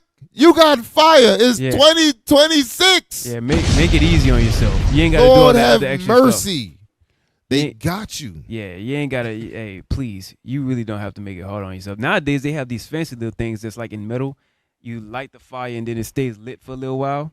They have a lot of things that you can use for like fire, but you need fire for a lot of stuff. You better That good old get trusty it. Telling you, Bic. You Get gonna that. be all right. get He that. said a 10-pack. Go ahead, play on. Mm-hmm. Together for 2 hours while hypothermia turns your toes black. Use a lighter. These 2 items constitute the sewage pasteurization protocol. Water is life, but the water out there is a biological weapon. It's a soup of parasites. I'm You sorry. I collect know the we're trying to filth. get through it, but I just have to say this. Hey, listen. For those of y'all who feeling like you smart and be like this, okay, well, I'm gonna just go ahead and get water from the wild. if you go by water and then they have leaves that have been in that water for a while, the water has now been leached by the leaves, and then whatever was in the leaf is now a part of that water. You drink that, your water is poisoned and your body is finished. You need to be mindful, because sometimes y'all seen water where it looks like leaves just been in that water for a long time and it has just a little bit of discoloration. You think that's normal. It's not. That water can wind up hurting you, because what was in the color and everything else that was inside of that leaf wound up leaching and seeping into the water, and then now you're drinking that. That's not good. That's not good. That's what he's saying now. Go ahead. You put it in the pot. You boil it. Here is the science. Bacteria are just little bugs made of protein. When you heat water to a rolling boil, you denature those proteins. You cook the bugs. You turn them into dead meat. You kill the giardia before it turns your intestines into a slip and slide. 5. The heavy-duty tarp. Thick canvas or truck plastic. This is the hermetic turtle. The rule of 3 says you die in 3 hours without shelter. The wind is a thief. It uses convection to steal the heat right off your skin. The tarp stops the thief. It catches rain. It wraps up a body. It creates a bubble of stagnant air around you. Stagnant air is the best insulation in the world. That's it. I know what you're thinking. It looks like a pile of garbage. It looks like something a hobo would carry. Good. Let the other guys look like soldiers. Yep. Let them carry 80 pounds of batteries and filters. Yep. They will die tired. Hey, Pick up the crowbar. I'm gonna tell you, hey, that right there, because that's I think that's about it right there. You know what that is? The old cartoons where y'all seen the dude that was walking on the road with the stick in a knapsack, the little polka dot knapsack when he was on the back. That's all you need right there. Y'all know what I'm talking about? The old school. Yeah. Hey, yeah. So you know the knapsack. All right, well, yeah. But anyways, sisters, I'm going back to y'all. Yeah, sisters, I'm going right back to y'all. If your mind ain't on that right there, if you ain't thinking about that right there, you ain't really thinking about prepping. Because, hey, you can have a decent amount of stuff with you somehow, right? And I'll encourage even this, if it does come down to it. If your plan is elaborate enough to where you know that your journey is going to take a while or you need to go here and there, then have a couple of different bags, but then dig a hole where that next location you're going to be so you can have a re-up and then go further. If you can catch what I'm saying, then catch what I'm saying. Have almost like a time capsule. You just want to having everything you have in there. You go to the other location, you drive to the other location that you might want to traverse into if you happen to get there or not. That's I don't know what's gonna happen, but let's say you do. Dig a hole wherever that is that you have. Put the bag inside of something that you can have there, and then leave it right there so that it can be good. And whatever is in there, it'll be fine until you get there. Whenever something happens, there's another little nugget if you need it. Okay. Outside of that, excellent. What else we got? Yeah. Did y'all find that one with John McCain? Yes. Give me that. Give me that real quick. Yeah, I like to point out too in that video, it kept things real practical, because I know he pointed out, like, when you have the big knapsack on your back, you look like a Call of Duty loot drop. You know, you stick out like a sore thumb. So those 5 things that you can have on you keep you very minimal and practical, because those tools can be utilized to find other materials that you're going to need to help you survive. And then, like the officer said, you know, having a contingency plan, right, where you may have caches of things stored somewhere along your route while you're trying to get to your destination. So let's say you're moving from your house to your community. Along the route, you have caches of food, ammo if you need it, you know, different things like that to help you survive. So, hey, go to 2 Ezra 15 and 17.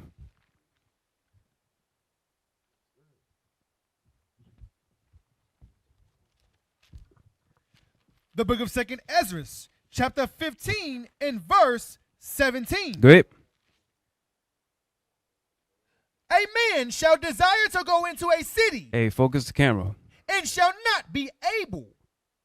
For because of their pride, the city shall be troubled. So it says a man shall desire to go into a city and shall not be able. It's going to be dangerous to go there. Might not be a good idea. And also, you might not just literally be able to go. But verse 18 again. Verse 18. For because of their pride, the cities shall be troubled. Go ahead. The houses shall be destroyed. Houses shall be destroyed. And men shall be afraid. People are going to be scared. Go ahead. A man shall have no pity upon his neighbor. So he's going to look to his neighbor and not be and have no pity on it. To hell with all that stuff they say in church when they said, neighbor, I am your friend. They ain't going to have none of that. They hell with your neighbor. I'm going to go ahead and take your food. Go ahead. But shall destroy their houses. But destroy their houses. With the sword. With the sword, their guns, their own whatever. Go ahead. And spoil their goods. And take what they got. Because of the lack of bread. Because of the lack of bread. And for great tribulation. And that right there explains the great tribulation. But watch this. Next verse. Verse 20. Behold, saith God. Saith God. I will call together all the kings of the earth to reverence me. I'm calling all of the kings of the earth, meaning all of these nations that got armies, I'm calling them together. Let's get it on. Go ahead. Which are from the rising of the sun. From the south. From the south. From the east. And from the east. And Lebanus. And Libanus. Go ahead. To turn themselves one against another. To fight one against another. World War III. So in the midst of great tribulation, then there's going to come a time where he's going to call the northern army. Then it's going to be a fight. Go ahead. And repay the things that they have done to them. So all of this that's happening is for what? To repay what they did to us. So all of what we got going on here, yes, there's going to be tribulation against us, but what's the purpose for it? So they can feel pain. That's the purpose of all of what we got. Like, why we got to go through all of this? You misunderstand. The purpose of what's happening isn't for you to feel ultimately all of this. The purpose is for one, you get Zephaniah 2:1. Zephaniah 2:1. The purpose ain't for you to feel all of this. You're going to feel some pain, tribulation, trials, and whatnot. You're going to have to. Because gold, for you to get that gold, you need to burn all of the impurities out of it first. That's right. Go ahead. The book of Zephaniah, chapter 2 and verse 1. Go ahead. Gather yourselves together. Right. Yea, gather together, O nation not desired. O nation not desired. But listen to what it says after that. Go ahead. Before the decree bring forth. Before the decree bring forth. Before the decree. What's the decree? Read. Before the day pass as the chaff. Before the day becomes like as if we're in an oven. Malachi 4 talks about that. Go ahead. Before the fierce anger of the Lord come upon you. Read. Before the day of the Lord's anger come upon you. And his anger can come how? Back to 2nd Ezra, chapter 15, verse 19. The book of 2nd Ezra, chapter 15 and verse 19. Read. A man shall have no pity upon his neighbor. Read. But shall destroy their houses and with the sword. What else? And spoil their goods. Go ahead. Because of the lack of bread. And for great tribulation. But he's doing this to repay the things that they had did to us. Jump down to verse 24. Verse 24. Read. Woe to them that sin. Destruction to them that sin in these days. Destruction to you. Go ahead. And keep not my commandments, saith the Lord. And here's how you know it. It says, gather together before the decree. This is the decree. And he said, if you don't keep the commandments, this is what's going to happen to you. And then verse 25. Verse 25. I will not spare them. What God said he won't do? I will not spare them. What won't he do? I will not spare them. Go ahead. Go your way. Read. Ye children. Read. From the power. Defile not my sanctuary. Read. For the Lord knoweth all them that sin against him. Go ahead. And therefore delivereth he them unto death and destruction. Better keep the commandments. Your best bet, all else fail. Your best bet is to keep God's law. You're going to be taken care of. Jeremiah was cast in a dungeon. And he still got bread. And this is it. This is during the time when Babylon besieged Jerusalem and everybody was hungry, starving. He was eating. He was straight. All praises. He was good. Ezekiel, I can keep on going. Yeah, you started the class with Ezekiel 9. Yeah. That's why Jeremiah was saved in the first place. Yeah. So anyway, you have that video. I keep on dodging it. You have that video with John McCain. Yeah. Give me that one. It was like when it was at some kind of conference. I don't know. Yes, this is it. Play it. When, where, how much, and how little we could grow. So there was a class we did. I made sure I did a while ago, and for the life of me, it wasn't recorded properly. We didn't have video at the time. So this is when AOG. This was during the days when AOG was just audio, right? I made sure that I brought out the executive orders that comes and that will come out that they're gonna bring people and then draft them into the army, and how the I forget it's about the agriculture. I forget the name of this guy, but he's gonna wind up having authority to be able to, if you have farm goods, if you had goods, they can take it. There are executive orders saying that you don't own the things that you grow. There are executive orders based off of that. Matter of fact, I think I believe I shared them to the channel last week. I believe I shared those executive orders to the channel last week. But while y'all find that, play on here. Just go ahead. I believe I shared it to the channel last week, either on the general or the other one. But go ahead, play. Hey, also, it's so real. I had my insurance company come out to the house the other day. They see the chicken coop in the back. You know, if I have more than 5 chickens, I have to get a farmer's license for 5. That's bananas. That's crazy. What? Yeah, you can't even get full off of that. Well, I can't. But go ahead. To agriculture and our livestock. Again, we recovered in a time span of approximately 15 years. We were so successful in our third recovery that the American Indians enjoyed the finest of economic times, while the rest of the industrialized world was wallowing in the Great Depression. Pause.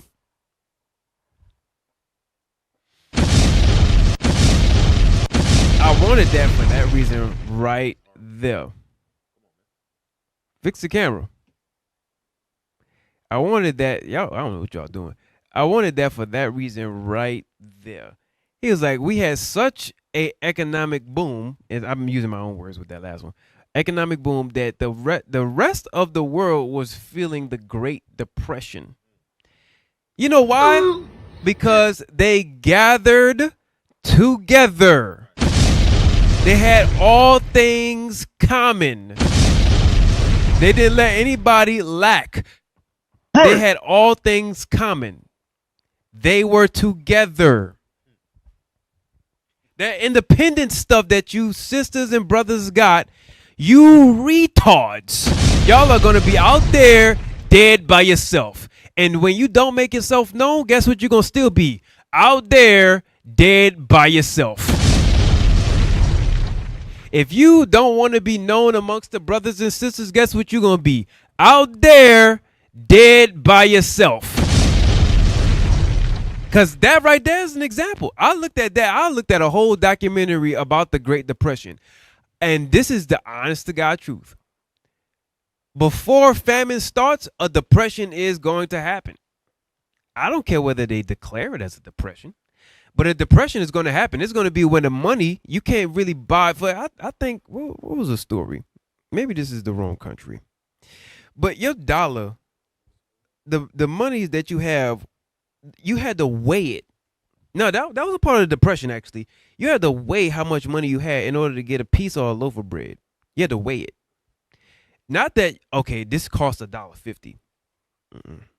You had to weigh how much you had and then get it. On the movie Civil War, they didn't accept regular U.S. dollars. They had to accept another country's currency in order for you to get what it was. And if you gave them whatever money you had from U.S., they was, I'll get you a ham sandwich. Now, it didn't have cheese. You eating a dry bread with ham sandwich. Ham is against God's law. But I just want you to understand. Let's say it was turkey. You just have bread and turkey. You ain't got no cheese in there. No condiments, no mayo. The hell is this? Disgusting. Play that again. Play it again. It was then that President Roosevelt introduced the Howard Wheeler Act. better known as the Indian Reorganization Act, the IRA. Go back. Which It didn't institutionalized- start there. Go back. It didn't start there. Wherever you was at first. Go ahead. This applied to agriculture and our livestock. Again, we recovered in a time span of approximately 15 years. Right. We were so successful in our third recovery that the American Indians enjoyed the finest of economic times, while the rest of the industrialized world was wallowing in the Great Depression. It was then that President Roosevelt introduced the Howard Wheeler Act, better known as the Indian Reorganization Act, the IRA, which institutionalized the so-called tribal governments, which are not one of our institutions, and it is still foreign to us this very day. So the Howard Wheeler Act, that was another part which now got reconstructed into an executive order that can be used today. But go ahead. 45 years later, the IRA, Indian tribal governments, on their own initiative, began renewed efforts at reestablishing their sovereignty focused on the oldest profession of American Indians. That's gambling. Bingo and other gaming operations has been without exception. All right, pause. That's all I wanted. So the part where he actually mentioned that they were successful while everybody was doing the Great Depression, there's only one reason. Unity. That's why. They had unity.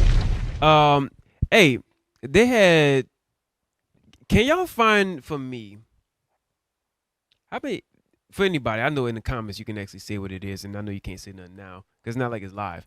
How many of y'all seen The Last of Us? If you have, comment down below, right? I seen The Last of Us. Okay, right. So just say something like that. The first episode, I don't care, it has two seasons. I think 2. The first episode of season 1 is the heaviest one. That's the only episode I think I stuck on out of the entire show. Episode 1, season 1. If y'all could find a clip or 2 from that season, I would get more from The Walking Dead, but there's just, I can go, there's an infinite amount of different things. Book of Eli goes over different stuff. The Walking Dead has just an enormous amount of like the library on that. Did y'all ever find that clip from The Walking Dead I asked about? No, I figured you wouldn't have. The Last of what was that? The Last of Us, like we about to pull here. They have The Last Stand is another one. You have Homestead, which was a recent one. Civil War, which is another one. You have a whole bunch of examples. Just pull a clip from when you see where it's like chaos. Oh, The Knowing. Yeah, The Knowing is another one. Greenland is another one. We just recently went over that one. Invasion from Apple TV. All of those give examples about prepping. Hey, can we if you don't mind, officer, let's use that Left Behind trailer. This is something that's currently going on right now in the world. Watch this.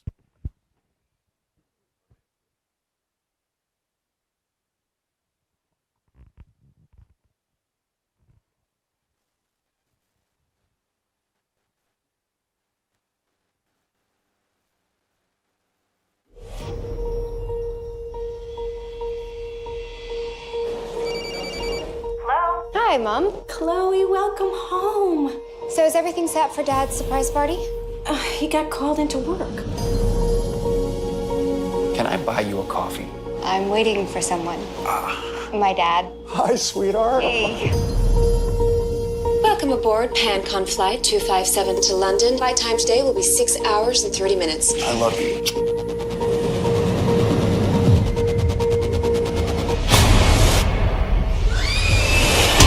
People from all over this plane have simply vanished.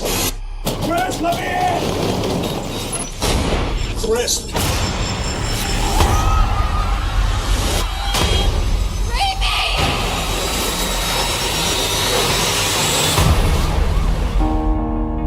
I know you all want answers, and believe me, so do I, and I'll do my best to get them. I heard some doctors talking. It's not just here. It's all over the world. One of these these days the sky's gonna break. Chloe, are you okay? Yeah, but Mom and Raimi, they're both gone. One of these days the mountains are gonna fall into. Irene knew this was coming. The way it happened. How could she know that? Hold me here. He took them to protect them from the darkest time in the history of this world. The God my mother talked about. Hey, go watch the movie. Go watch the movie. It give me Matthew 24. I think I went verse 42. I'm not looking at it. So we're obviously touching on prepping, right? Making sure that we are prepared with the certain things, tangible things that's needed to survive. That movie is very symbolic to what we do as the prophets. A matter of fact, 24, and give me verse 1 first. The book of Matthew, chapter 24, and verse 1. Come on. And Jesus went out and departed from the temple, and his disciples came to him for to show him the buildings of the temple. Watch this. And Jesus said unto them, See ye not all these things? Verily I say unto you, there shall not be left here one stone upon another. Come on. That shall not be thrown down. So he said, pay attention. Why are you not paying attention? Don't you see what's going on? Read. And as he sat upon the Mount of Olives, the disciples came unto him privately, saying, Tell us, when shall these things be? When is it going to happen, Lord? Read. And what shall be the sign of thy coming? It said, what's going to be the sign of thy coming? When you watch that movie, it's called Left Behind. You do not want to be left behind. Read. And of the end of the world. And the end of the world. What was going on in the movie? People were prophesying. No one was listening. No one was paying attention to the signs. Nobody prepped spiritually for the one thing you cannot escape. Give me verse 42. Verse 42. Watch therefore, for ye know not what hour your Lord doth come. You hear that? Read it again. Watch therefore. For ye know not what hour your Lord doth come. We do not know. There is no pinpoint precision time when our Lord will return.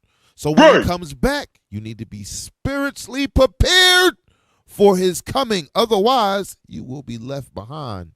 What happened in that movie is they were, for lack of better words, how they say in Christianity, they were raptured up. They were taken and received. And everyone else was left. Pandemonium, Armageddon, the end of the world, complete panic. Why? None of them was prepared. Their spirit was not right. So they was left behind. Read it again. Watch therefore, for ye know not what hour your Lord doth come. Read. But know this, that if the good man of the house had known and what watch the thief would come. Read it again. But know this, that if the good man of the house had known and what watch the thief would come, he would have watched and would not have suffered his house to be broken up. You see that? If you knew, that's why the Lord said, hey, just pay attention to the time. Pay attention to the time. That is all you need to do while keeping the commandments. Right. That's how you spiritually prepare yourself. Spiritually prepare yourself. Read on. Therefore, be ye also ready, for in such an hour as ye think not, the Son of Man cometh. Because we have no idea. We need to be prepared spiritually. You was gonna say something else? Yeah, hey, and not to get it too tossed up, the taken and left, right? Because he's making reference to the movie, how in the movie you seen the people who was wind up being saved versus the ones who were destroyed, right? That part. So the people who was wind up being left behind, they wind up getting, that's the name of the movie, ain't it? Yeah, Left Behind, destroyed. They wind up getting destroyed. Meanwhile, that was taken is the ones that wind up getting saved and whatnot. So keep it there, right? And I did want to hit on these couple things. You had the scripture? All right, hey, so Executive Order 13603. I want to read these real quick. Executive Order 13603. In basic terms, that's a national defense resources preparedness. That was signed by your favorite black man, Barack Obama. What they want you to say, or what it comes out to believe, is they don't want you to believe that it allows the seize of property for them to wind up taking your things in case of an emergency.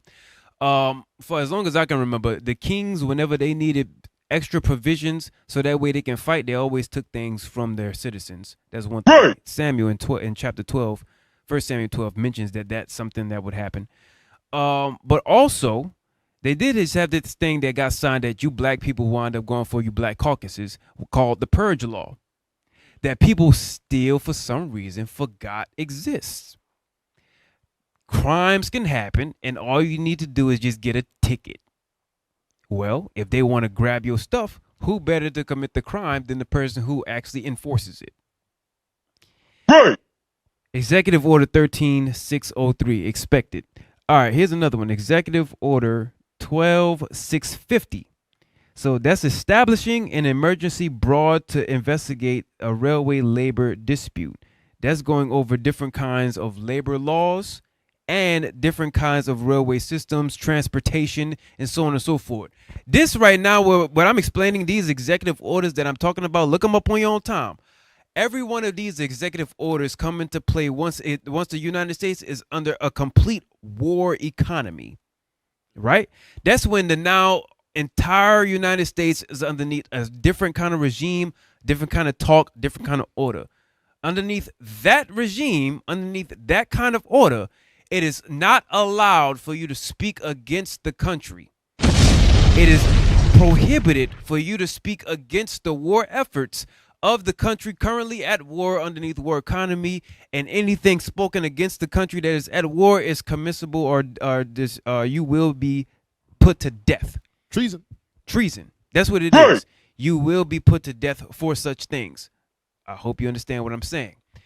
The next one, Executive Order 1099 or 10998. That's what it is. Assigning emergency preparedness. So there's two executive orders so far. That was about preparedness here. Assigning emergency preparedness functions to the Secretary of Agriculture. That's who our native Indian brothers, Gad, was just complaining about. That's what they was talking about. Can you read that for me real quick? The part that's bracketed in red, because we about to end. Executive Order 109. Just say it like that. 10998. All right, red part. Red part. Skip down section 1. Section 1, scope. The Secretary of Agriculture, hereinafter referred to as the Secretary, shall prepare national emergency plans and develop preparedness programs covering food resources, farm equipment, fertilizer, and food resource facilities, as defined below.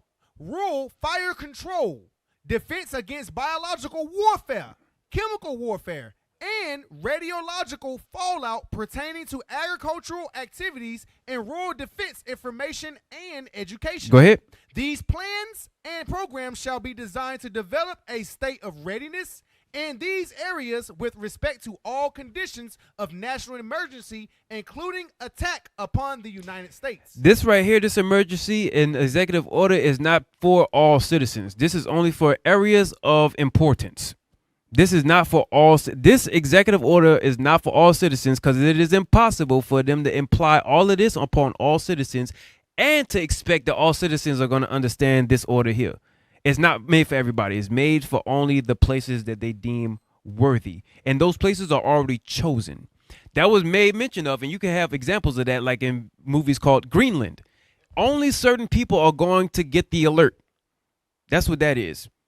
Give me the next part. Now, this one is an extension of the executive order made by Barack Obama, National Defense Resources and Preparedness. So this is an extension of that. The yellow highlighted under both emergency and non-emergency conditions. Give me that yellow highlighted. Under both emergency and non-emergency conditions, each secretary shall authorize the heads of other agencies, as appropriate, to place priority ratings on contracts and orders for materials, services, and facilities needed in support of programs approved under Section 202 of this order. So, underneath this order, the heads of other agencies, as appropriate, to place priority ratings on contracts and orders for materials, services, and facilities. So, they have, if there's an emergency, if we need it, we gonna get it. Jump down. Such secretary. Such secretary shall coordinate with and identify for the resource department which program requirements to prioritize on the basis of operational urgency. Read. In situations involving more than one secretary. So different secretaries of different departments of the United States government. Go ahead.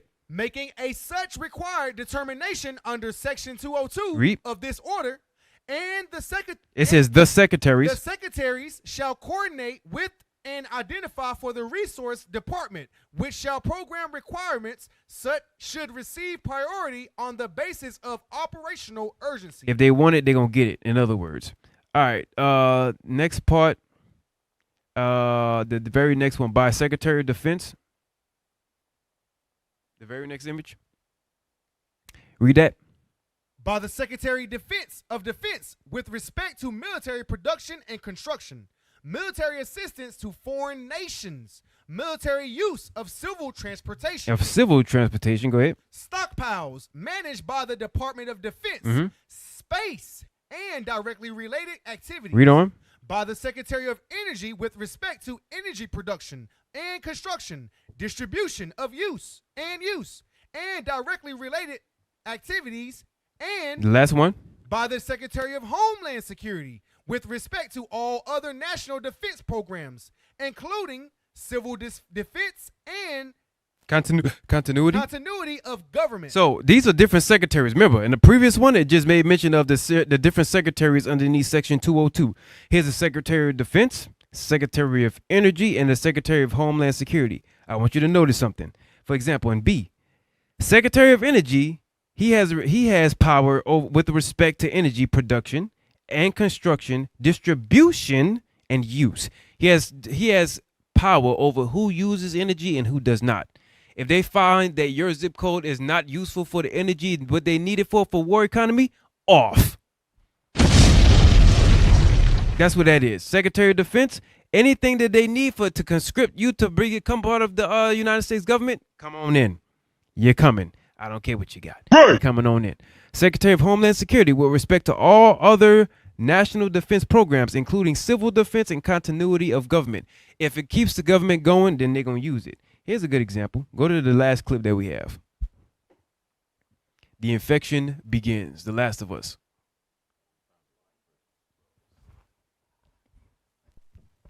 And we're going to get out of this. Hey, let's go. Come on. Okay, so this is when the infection really started to hit. I think this is the heaviest episode in the entire show. It had nothing to do with what I care about, what the show's talking about. This says everything about something but regarding prepping. Play on. Get in. Educational purposes only. Joel? Where that lower third? Where that at? You lock your doors now! Come on, get in! All right, now what I need you to do, jump to 1 minute. Jump to 1 minute. So now they was like, okay, hey, lock your doors now. It's getting crazy out there, right? Jump to 1 minute. All right, good. So they was driving down the highway now. If y'all didn't see it, they was driving down the highway, and then they started to notice people that they were familiar with within the neighborhood, and then look at what happened. Notice about what we read about the houses, for example. Read. Newsman Rifled houses, destroyed their houses. What? How do you know we're not sick? You're saying it's mostly people in the city. That's why they got the highway blocked off. That's why I got pause. They had the highway blocked off. Nowhere to go. But then on top of that, let's say you are going down highways, places that you know where people live at. Then you see things like this. Play. God. It's Jimmy's place. Rifled their houses, destroyed, and took what they got, burned. Look at that. The Adlers were taking Anna into the city. Skip ahead. I want you to go all the way because I think this video is about what, 5 minutes long? Skip ahead to minute number. Hold on. Go to 4 minutes. This is when things get good. Go skip a 4 minutes on a dot. So now they get into a small town. This is what I was talking to you about, man. They get to a small town, and then they was trying to find a way around all of the problems, right? This is what can happen when you're in the car, right? This is something that can happen when you're in the car and you're trying to leave from where you're going, but it's chaos and anarchy. Now, this is my belief. During times like this on the earth, it's not far from when Christ is going to come in. When it gets this bad, I want you to listen to me. When it gets this bad, it is very possible, because this is a worldwide thing on this show. When it gets this bad, it's very possible that not long after this, the Northern Army is going to leave, and then we're going home. You only got to suffer for a little while. That's what the scriptures say. Play that.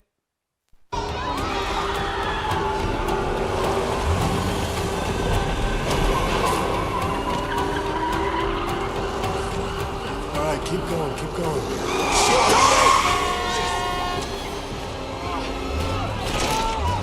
Tell me you can't stop here. I can't drive through them all. Are you serious? Just keep going! All right, so it's starting to get crazy out there. You see all of that? Back. People don't know what's going on. They have destruction going all on around them. Right? Tommy, go Anarchy. faster. We gotta go. Find an alley. Pull the fuck over there. You gotta get off this EMPs street can happen because now. I want you to think. Pause it. I want you to think. Now, there's very little that you can do to stop. Like, it's trying to hit a bullet with a bullet when you're trying to hit a missile with one of those THAAD systems to intercept it. But something else that you probably forgetting that could also happen, they could hit America with an EMP, blind them completely, and then hit them with a bomb. Right? But if the EMP happens, then you have things like this that's about to happen. Play. We're gonna be okay. Just keep driving. Dad? Oh, shit. Move. Move.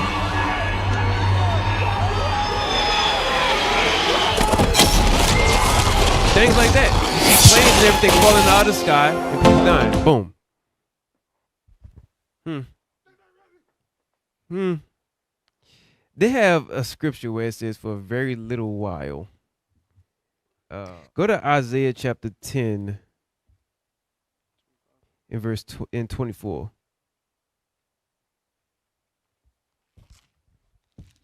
The book of Isaiah, chapter 10 and verse 24. Uh-huh. Therefore, thus saith the Lord God of hosts, O my people that dwelleth in Zion, Israel, us. Go ahead.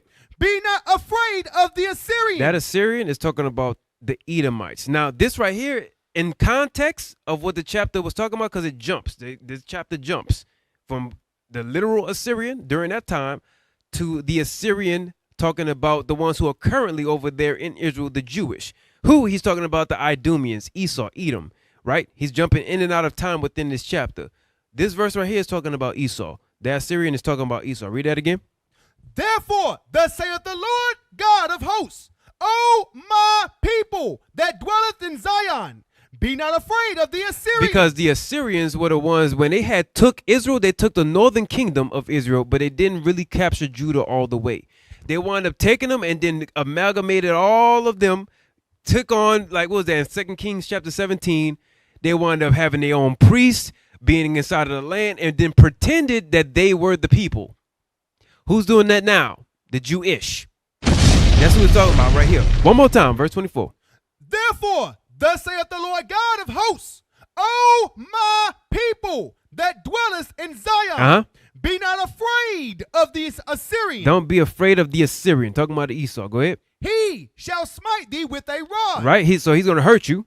And shall lift up his staff against thee. After the manner of Egypt. He's going to treat you just like the Egyptians did. Go ahead. For yet a very little while. For yet a very little while, you're going to deal with this pain that these Assyrians, this Edomite, this nation going to deal with you. Go ahead. And the indignation shall cease. And then it's going to cease. Read. And mine anger in their destruction. And then, now it's their turn. Mine anger in their destruction. Last scripture. Lamentations chapter 4. Lamentations chapter 4. I want the last 2 verses.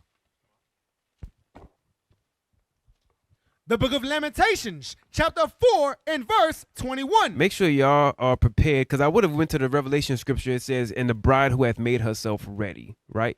Get yourselves right. Get ready for it. But I want to get y'all with this one right here. Go ahead, Lamentations 4. The book of Lamentations, chapter 4 and verse 21. Uh-huh. Rejoice and be glad, O daughter of Edom, that dwellest in the land of Uz. Right? Talking about Edom here. Go ahead. The cup also shall pass through unto thee. So the cup that we had to drink all of, that Deuteronomy 28, it says, now your turn. Go ahead. Thou shalt be drunk. You shall be drunken with. Now the curses that Deuteronomy 28 happened upon us, it's your turn to feel these curses and this problem. Go ahead. And shalt make thyself naked. Now they're going to see who you really are. Go ahead. The punishment of thine iniquity. The punishment of your sin is accomplished. It's done. O daughter of Zion. O daughter of Zion. Go ahead. He will no more carry thee away into captivity. Slavery is done. We're going to finally be home. We ain't got to worry about this crap no more. Prepping is finished. We're going to be able to kick back and relax, and then just around and kick, and we ain't going to be in sin. Go ahead. He will visit thine iniquity. He will visit thine iniquity. O daughter of Edom. Your turn to get destruction. He will discover thy sins. Praise God. All praise. All praise, man. That's all I got. All praise. That's right. Hey, that's been another show for my fellow preppers. I'm Officer Abraham to my right. Officer Menahem to my left. Officer Hor. And far left. Soldier One-a-thon. And this has been the Armor of God. Armor of God radio show. I realized we didn't do that to start off. Oh well, we did it now.